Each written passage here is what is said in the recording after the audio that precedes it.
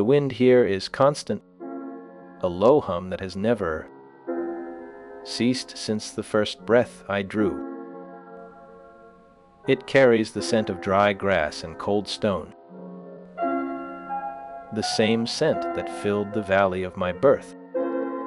I sit now in the quiet of memory, where the fire crackles without heat and the stars hang low enough to touch. There is no sound of hooves, no clash of steel, only the rhythm of my own breathing, slow and deep. The earth beneath me is vast, a silent ocean of steppe that stretches until the sky folds over it. In this stillness, the weight of empires feels light, like dust on a horse's flank. I remember the cold nights, the hunger that sharpened the mind, and the warmth of a shared blanket. These are the foundations, not the conquests. The wind whispers of a time before names, before titles, when survival was the only law. Here, in the dark, I am simply a man listening to the world breathe, remembering the long road that led to this moment of absolute peace. A lone tent stands on the windswept plateau, where the grass turns golden in late summer. The fabric is woven from thick wool, dyed in deep earth tones that blend with the soil. Inside, a low fire burns steadily in a small iron brazier, casting a soft, dancing light against the walls. The air smells faintly of dried sage and roasted mutton, a scent that lingers in the stillness of the evening. Outside, the wind whispers through the tall grass, creating a rhythmic sound that mimics the breathing of the earth. A single wooden cup sits on a low table, filled with fermented mare's milk that has cooled in the night air. The moon rises slowly over the distant hills, painting the landscape in shades of silver and blue. Shadows stretch long across the ground, softening the harsh lines of the rocky terrain. The silence is profound, broken only by the occasional hoot of an owl or the rustle of a fox in the brush. I recall the final years under the vast, open skies of the northern steppes. The campaign against the Shixia Empire in northern China was the last major undertaking of a long life. I passed away in August of 1227 during this conflict.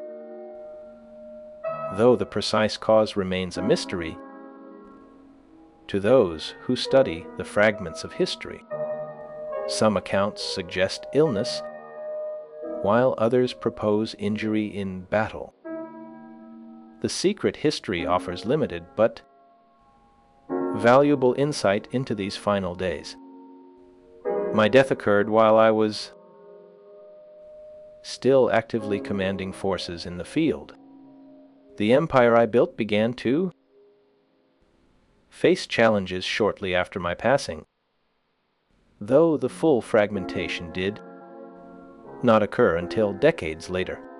Before my end, I made careful arrangements for the succession of my sons. This ensured a temporary stability within the vast territories I had conquered. I reportedly expressed a desire for my burial site to remain completely unknown. The Yasa Code, instituted after the victory over the Tatars in 1202, regulated behavior but did not mandate artistic production. This legal framework banned plundering without permission, thereby protecting property but not necessarily fostering creativity. The nomadic lifestyle of the steppe people prioritized mobility over the creation of permanent art objects. Artisans traveled with the camps, yet their work focused on functional items rather than aesthetic expression. The influence of settled cultures on Mongol artistic style emerged gradually through conquest and trade. Early Mongol art reflected the harsh realities of life on the open grasslands. Techniques were simple and direct, serving the practical needs of the warrior society. There was no distinct school of painting or sculpture that developed under direct supervision. The visual culture of the empire remained largely oral and symbolic in its earliest phases. The vast steppes stretch endlessly under a pale sky, where the wind moves the tall grass in slow, rhythmic waves. A single felt yurt stands, isolated against the horizon, its white fabric glowing softly in the late afternoon light. Smoke curls gently from the central chimney, drifting upward to join the clouds without disturbing the silence. Inside, the air holds the warm scent of dried dung and fermented mare's milk. A low wooden table sits in the center, surrounded by soft rugs woven from sheep's wool. The intricate geometric patterns on the rugs tell stories of the ancestors without using written words.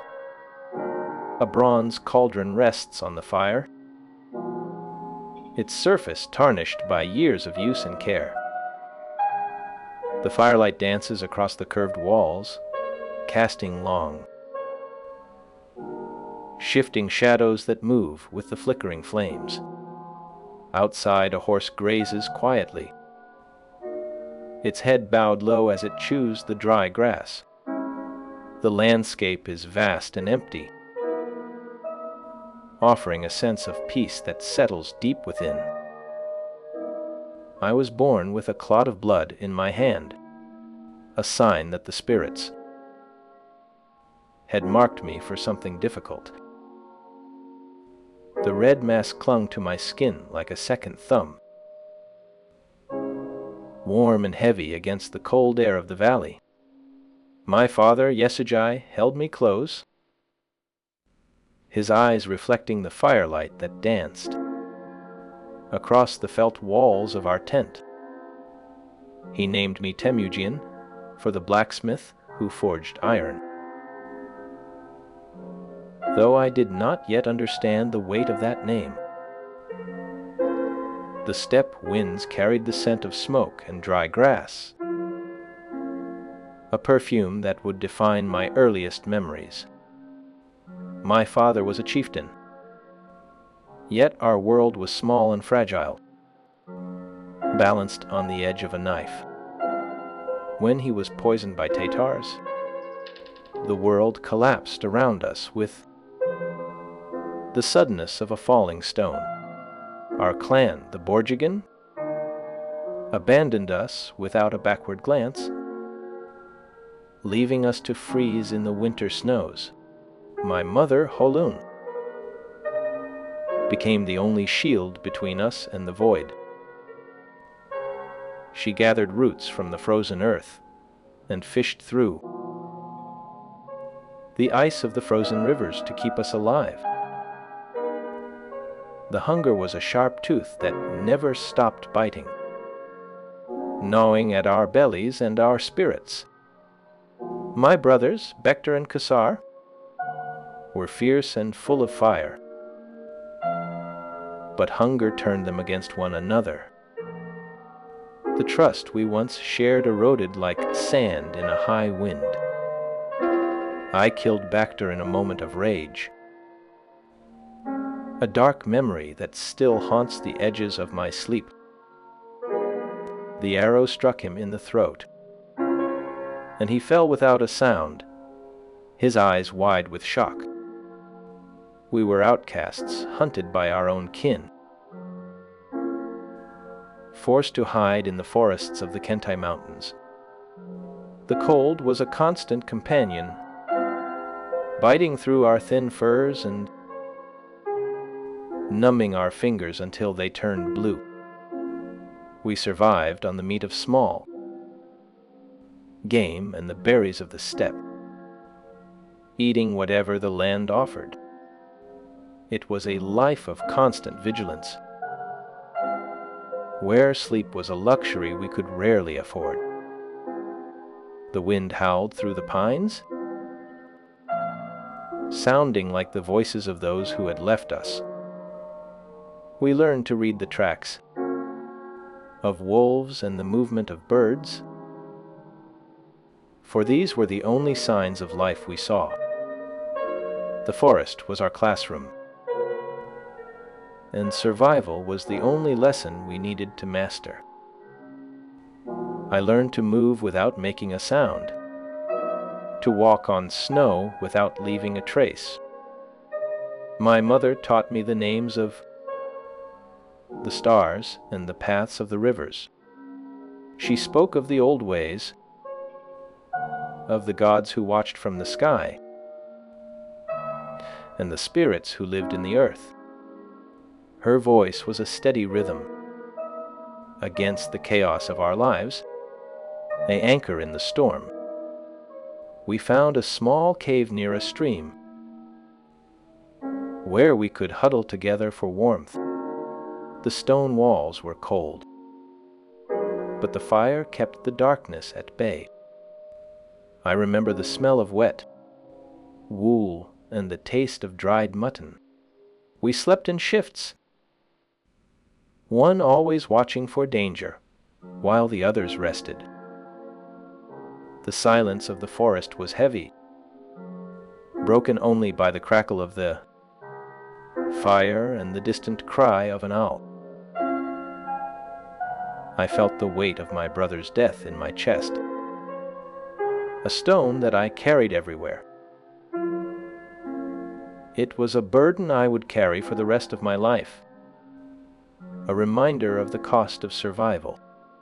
The years passed slowly, marked by the changing seasons and the growth of my bones. I grew tall and strong, my muscles hardening from the work of gathering and hunting. My eyes learned to see the world in shades of gray and brown, blending with the landscape. I became a part of the forest, moving through the trees like a shadow. The memory of my father faded, but the lessons he taught me remained. He had shown me the value of loyalty and the danger of betrayal. I would never forget the look in his eyes when he first held me, or the way he spoke of the great sky above. The steppe winds continued to blow, carrying the dust of the past into the future. I watched as the seasons changed, from the green of spring to the gold of autumn. The snows came and went, burying the world in white, only to reveal it again in the spring. Each cycle brought new challenges, new dangers, and new opportunities. I learned to adapt, to change with the land, to become what the land needed me to be. The boy with the clot in his hand was gone, replaced by a young man with a vision. I saw a future where the tribes were united, where the steppe was one nation under one sky. It was a dream that seemed impossible, yet it burned in my chest like a fire. I knew that I would have to fight for it, to bleed for it, to die for it if necessary. The path ahead was long and dangerous, filled with enemies and obstacles. But I was not afraid. I had survived the winter, the hunger, and the loss of my brother. I could survive anything. The wind whispered my name, Temujin, over the mountains and rivers. It was a sound that echoed in my mind, a promise of what was to come. I walked through the forest, my feet finding the path without thought. The trees stood tall and silent, watching me pass. I felt their presence, a silent witness to my journey. The world was vast and full of wonder, yet also full of danger. I moved forward, step by step, toward the horizon. The sun rose in the east, painting the sky in shades of orange and pink. I stopped to watch the light spread across the land, warming the cold air. It was a new day, a new beginning. I took a deep breath, filling my lungs with the fresh air of the morning. The scent of pine and damp earth filled my senses. I felt alive, ready to face whatever lay ahead. The forest stretched out before me, a green sea of trees and shadows. I stepped into it, leaving the past behind. The future waited, full of possibilities and challenges. I was ready. The wind pushed me forward, urging me on. I walked with a steady pace, my mind clear and focused. The world was my oyster, and I was the pearl. No, that is not right. The world was a canvas, and I was the painter. I would paint a picture of unity and strength. The colors would be the blood of my enemies and the gold of my victories. The brush would be my sword, and the canvas the step. I would create a masterpiece that would last for centuries. The thought brought a smile to my face, a rare thing in those days. I laughed, a low sound that startled a bird from its perch. The bird flew away, its wings beating against the air. I watched it go, feeling a sense of kinship. We were both free, both seeking our place in the world. I continued on my path, the forest closing in around me. The trees grew thicker, the light dimmer. I moved carefully, watching for traps and pitfalls. The ground was soft, covered in a layer of leaves. I stepped lightly, making no sound. The silence was absolute, broken only by the sound of my own breathing. I felt the pulse of the earth beneath my feet, a slow and steady rhythm. It was the heartbeat of the world, the rhythm of life. I listened to it, letting it guide my steps. The path wound through the trees, leading deeper into the forest. I followed it, trusting it to lead me where I needed to go. The air grew cooler, the light dimmer. I felt a sense of anticipation, a feeling that something important was about to happen. The forest seemed to hold its breath, waiting. I stopped, my hand resting on the hilt of my knife. I scanned the area, looking for any sign of movement. Nothing. Just the trees and the shadows. I relaxed, letting my hand fall to my side. It was a false alarm. Just my imagination playing tricks on me. I continued on, the path stretching out before me. The trees began to thin, the light growing brighter. I emerged from the forest into a clearing. the sun shining down on me. The grass was green and lush, dotted with wildflowers. A stream ran through the clearing, its water clear and cold. I walked to the stream and knelt down, dipping my hands into the water. It was refreshing, washing away the dust and the fatigue of the journey. I drank deeply, the water cool and sweet.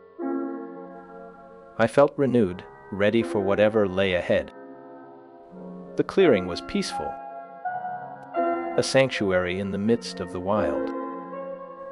I sat down on a rock, watching the water flow. The sound of the stream was soothing, a lullaby for the weary traveler. I closed my eyes, letting the sound wash over me. The world faded away, leaving only the sound of the water and the warmth of the sun. I felt at peace, a rare sensation in my life. It was a moment of stillness, a pause in the chaos. I savored it, knowing that it would not last long. The journey would continue, the challenges would return. But for now, I was safe. The wind moved gently across the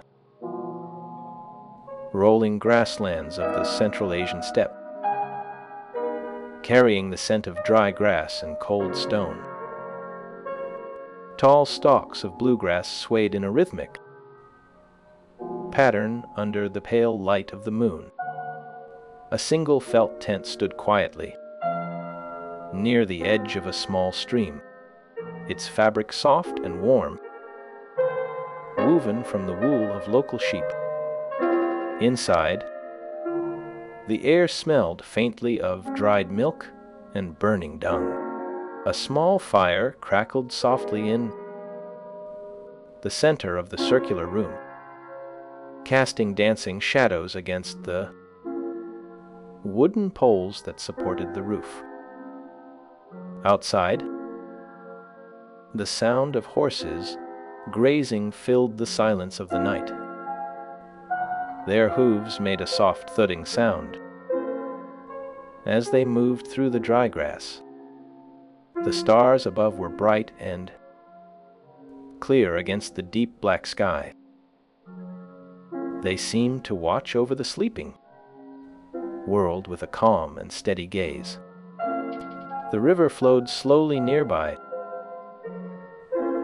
its surface reflecting the silver light of the moon. The water made a gentle murmuring sound as it passed over smooth stones. This scene remained unchanged for centuries, a constant presence in a changing world. The stillness of the night offered a moment of peace to all who rested there. I remember the days when that peace was a myth, a distant dream whispered by the dying, the world before the unification was defined by a constant struggle for survival and dominance. Tribes fought over resources and territory, with little regard for long-term stability. The concept of loyalty was fluid and often shifted with the changing tides of power. Leaders relied on personal charisma and military strength to maintain their positions. The absence of a central authority meant that justice was often administered through force. This environment created a culture where strength was valued above all other virtues. My own life was a testament to this chaotic order. I was born into a world where the blood of a father was a debt to be paid in kind. The clan abandoned us, leaving us to freeze in the winter, gathering roots and fish from frozen rivers. Hunger turned brothers against one another. I killed my own brother in a moment of rage, a dark memory that still haunts the edges of sleep. We were outcasts hunted by our own kin, forced to hide in the forests of the Kenti Mountains. The cold was a constant companion, biting through thin furs. We survived on the meat of small game and the berries of the steppe. It was a life of fear and hunger, where trust was a luxury no one could afford. The unification of the Mongol tribes represented a significant departure from this norm.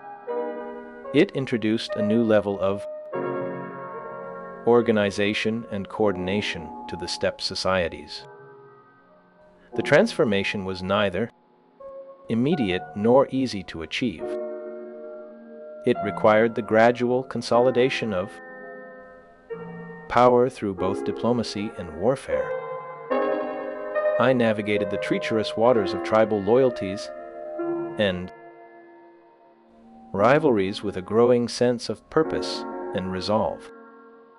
The bond with Togrul provided a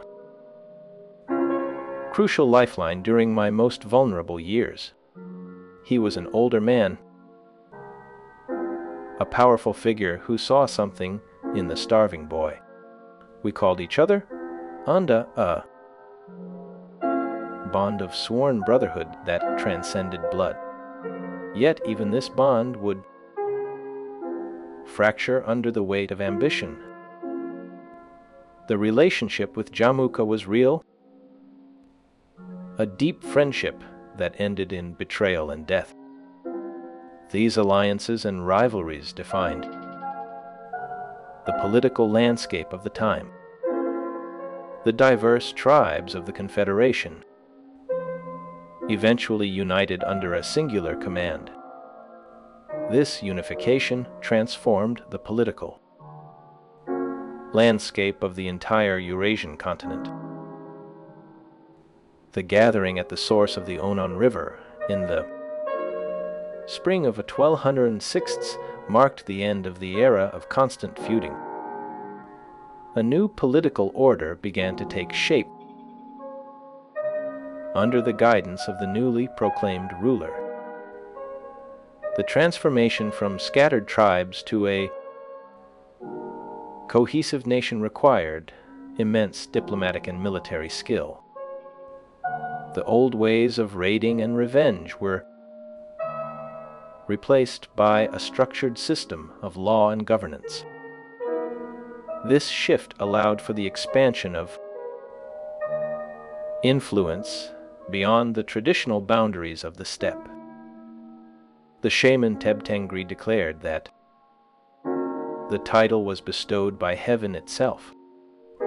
Followers lifted me on a black felt rug and placed me on a throne. They knelt before me 9 times to swear their eternal allegiance. The title could not be refused or challenged by any man on the steppe. I became Genghis Khan, the ruler of all people. The name Temujin faded into the memory of history as this new identity emerged. The transformation was complete when the title was accepted by the shaman and the people. The legacy of this period continues to influence our understanding of state formation and empire building. The story of my rise from a fragmented and violent past to a position of global significance is remarkable. The historical context provides the necessary background to understand the magnitude of these achievements. It highlights the challenges faced by those who sought to bring order to chaos. The narrative is a complex tapestry of conflict and cooperation. It reflects the enduring human desire for peace and stability in a turbulent world. The events of the early 13th century set the stage for a new era in history. This era would see the expansion of trade and cultural exchange across vast distances. The impact of these changes would be felt for generations to come. The historical context serves as a reminder of the fragility of political order. It also illustrates the potential for transformation when strong leadership emerges from the ashes of conflict. The story is one of resilience and adaptation in the face of adversity. It offers valuable lessons for those who study the dynamics of power and governance. The historical record provides a clear picture of the conditions that shaped this pivotal moment. It allows one to appreciate the complexity of the human experience in the past. The conquest of China would begin with small-scale raids into Western China. These initial attacks in 1205-1207 marked the start of expansion. The man who was once a starving boy became the founder of a vast empire. The journey from obscurity to supreme power remains one of history's great narratives. The details of childhood are often obscured by legend and later myth. Yet the core facts of survival and rise are well documented. I overcame the betrayal of my clan and the loss of my father. The steppe landscape shaped my character and my understanding of leadership. I learned that strength and unity were essential for survival in the wild.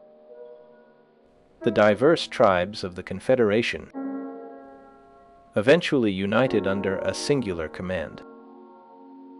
This unification transformed the political landscape of the entire Eurasian continent. The early struggles defined the man who would conquer much of the known world. The legacy began with a single birth, marked by a strange and bloody omen. The name Temujin would fade into the memory of history as Genghis Khan emerged. The transformation was complete when the title was accepted by the shaman and the people. The empire built would last for centuries after death in 1227. The wind moved gently across the rolling grasslands of the Central Asian steppe, carrying the scent of dry grass and cold stone. Tall stalks of bluegrass swayed in a rhythmic pattern under the pale light of the moon. A single felt tent stood quietly near the edge of a small stream. The fabric of the tent was soft and warm, woven from the wool of local sheep. Inside, the air smelled faintly of dried milk and burning dung. A small fire crackled softly in the center of the circular room. The flames cast dancing shadows against the wooden poles that supported the roof. Outside, the sound of horses grazing filled the silence of the night. Their hooves made a soft thudding sound as they moved through the dry grass. The stars above were bright and clear against the deep black sky. They seemed to watch over the sleeping world with a calm and steady gaze. The river flowed slowly nearby, its surface reflecting the silver light of the moon. The water made a gentle murmuring sound as it passed over smooth stones. This scene remained unchanged for centuries, a constant presence in a changing world. The stillness of the night offered a moment of peace to all who rested there. The political environment of the time was defined by the struggle for survival and dominance. Tribes fought over resources and territory with little regard for long-term stability. The concept of loyalty was fluid and often shifted with the changing tides of power. Leaders relied on personal charisma and military strength to maintain their positions. The absence of a central authority meant that justice was often administered through force. This environment created a culture where strength was valued above all other virtues. The unification of the Mongol tribes represented a significant departure from this norm. It introduced a new level of organization and coordination to the steppe societies. The historical record shows that this transformation was neither immediate nor easy to achieve. It required the gradual consolidation of power through both diplomacy and warfare. The legacy of this period continues to influence our understanding of state formation and empire building. The story of Genghis Khan remains a testament to the power of human will and vision. His rise from a fragmented and violent past to a position of global significance is remarkable. The historical context provides the necessary background to understand the magnitude of his achievements. It highlights the challenges faced by those who sought to bring order to chaos. The narrative of the Mongol unification is a complex tapestry of conflict and cooperation.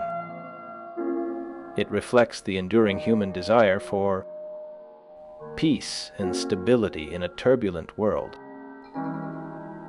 The events of the early 13th century set the stage for a new era in history. This era would see the expansion of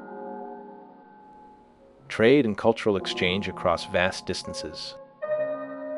The impact of these changes would be felt for generations to come. The historical context serves as a reminder of the fragility of political order. It also illustrates the wind moved gently across the rolling grasslands of the Central Asian steppe. Tall stalks of bluegrass swayed in a rhythmic pattern under the pale light of the moon. A single felt tent stood quietly near the edge of a small stream.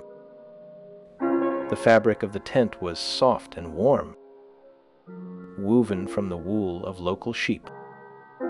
Inside, the air smelled faintly of dried milk and burning dung. A small fire crackled softly in the center of the circular room. The flames cast dancing shadows against the wooden poles that supported the roof. Outside, the sound of horses grazing filled the silence of the night. Their hooves made a soft thudding sound as they moved through the dry grass. The stars above were bright and clear against the deep black sky. They seemed to watch over the sleeping world with a calm and steady gaze. The river flowed slowly nearby, its surface reflecting the silver light of the moon. The water made a gentle murmuring sound as it passed over smooth stones.